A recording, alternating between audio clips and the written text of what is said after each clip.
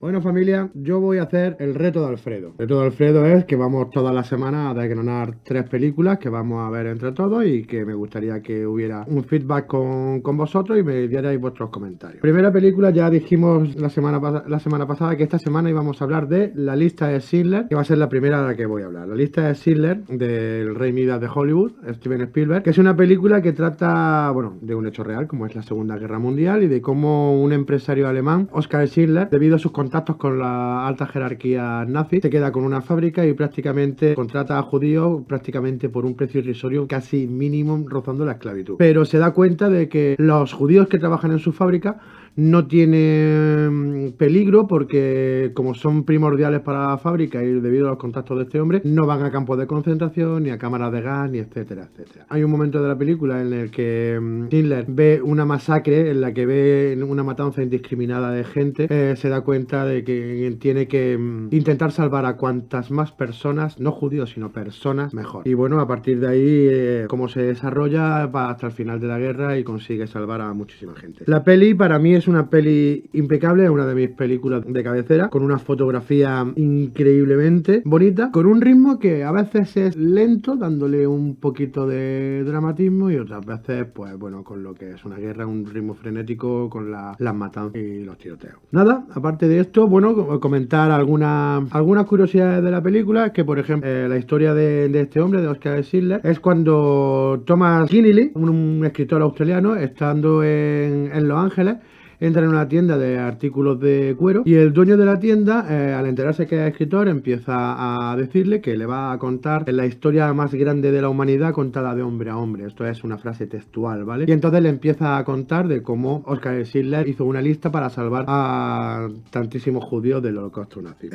Todo esto, bueno, a Thomas Keneally le encantó y nada, se quedó con la idea y fue cuando escribió su libro llamado El Arca de Schindler, que es el libro en el que se basa la película. Aparte, bueno, el dueño de esta tienda no era la primera vez que intentaba contar la historia, sino que 20 años antes, en la década de los 60, en su tienda entró, bueno, este hombre se llamaba Leopold Page, pero realmente es Paul Dirk Pfeffenberg, que sale en la película, que era el conseguidor de la película. Bueno, en los años 60 se encuentra con que la mujer de un directivo de la Universal entró en su tienda y entonces, al saber que su marido era productor y demás, pues le vende la película y la misma historia, y ella se lo dice a su marido, y su marido le gusta la película, le gusta la historia, y de hecho incluso le encarga el guión a uno de los co-guionistas de Casablanca, que es Koch, y nada, deciden empezar a hacerlo, pero por unas cosas y otros vaivenes se va quedando, se va ralentizando, y al final la película, para suerte de Spielberg, el guión queda en el olvido. Spielberg realmente esta película la conoce a principios de los 80 porque Steinberg, si mal no recuerdo, que es uno de los directivos de Universal, le da la historia, el libro de Thomas Keneally, y Steven Spielberg le dice, es una historia,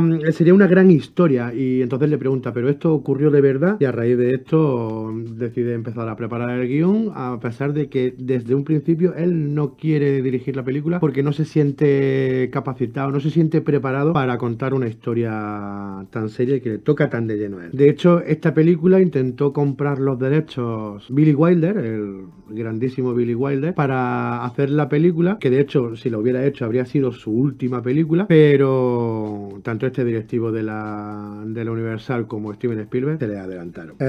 Más curiosidades es que Spielberg no quería rodar la película y entonces buscó otros directores para que lo rodaran. Al primero al que se le ofreció fue a Roman Polanski, también judío, también superviviente del Holocausto, y de hecho su madre fue asesinada en Auschwitz, pero la rechazó porque Polanski tenía en su cabeza otra idea acerca de su propia película del Holocausto, que de hecho al final fue El pianista, por la que le sirvió un Oscar a la mejor dirección. Luego también se lo pidió a Sidney Pollack, pero Pollack también lo rechazó. Y al final se le ofreció a Martin Scorsese. Martin Scorsese leyó la la historia, leyó el guión y le gustó y aceptó y dijo que la dirigía él. Pero mientras tanto Spielberg estaba rodando Hook y estando rodando Hook le vino la epifanía grande a este hombre y decidió que ya sabía cómo quería rodarla, pero le tenía que quitar la película a Scorsese, que ya se había comprometido con él. Entonces se lo dijo que la iba a rodar él. Y Spielberg, para compensar este cambio de opinión, este tira y afloja con Martin Scorsese, le concede los derechos para que grabe otra película que él estaba desarrollando en ese momento en el estudio y que terminó siendo la nueva versión del Cabo del Miedo. Bueno, la peli tardó muchísimo en rodarse, ¿vale? De hecho, al principio la productora no quería rodarla y tardaron mucho en rodarla porque tenía mucho miedo, porque es una peli acerca del Holocausto, una peli que además rodada en blanco y negro, con un presupuesto relativamente bajo, fueron solamente 23 millones de dólares, iba a decir de euros, de dólares, pero al final, bueno, con la insistencia de Spielberg, la productora se la concedió, pero a cambio le pidió que para que él fuera tranquilo rodando la historia de la película que él quería rodar, antes tenía que hacerle una película palomitera y Spielberg accedió. Y esa película, de hecho, se estrenaron las dos el mismo año. Esa película era Parque Jurásico, que se estrenó en junio, y La lista de Schindler se estrenó en diciembre. El sueldo de Spielberg fue de $0. Porque de hecho no quería ni siquiera las ganancias del marketing después de la película, porque no quería, decía que era una historia lo suficientemente importante y seria como para que el motivo de hacer la película fuera la ganancia económica. Todo el dinero que Spielberg ganó con la película lo dedicó a la creación de una fundación que la tengo apuntado, la USC SOA Foundation, que la fundó en el año 94. Es para honrar y recordar a las víctimas del Holocausto. En un principio, para dar un mejor sentido de la realidad, Spielberg quería rodar en polaco y alemán, para que poniéndole subtítulos, lógicamente. Lo que pasa es que al final decidieron hacerlo porque sintió como que la gente iba a dejar de ver cosas importantes en la pantalla por leer los subtítulos. Entonces, lo que dijo en su declaración fue que quería que la gente mirara las imágenes, no que leyera los subtítulos. Hay demasiada seguridad en la lectura y entonces iba a ser una excusa para dejar de ver determinadas. Además, la productora quería que la película fuera en color.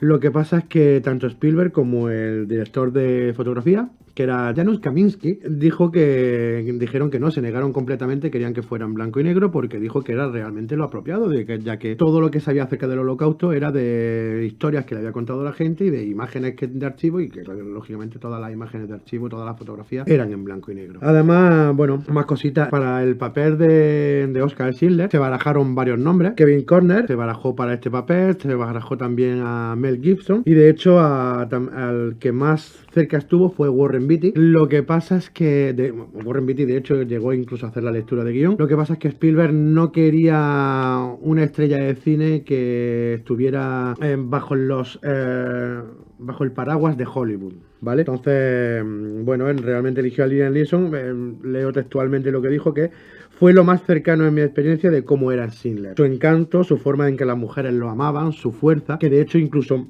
físicamente se le parecía en la altura, aunque quizá en la realidad Oscar Schindler era un hombre un poco más robusto, ¿no? Por no decir un poco más orondo, gordo.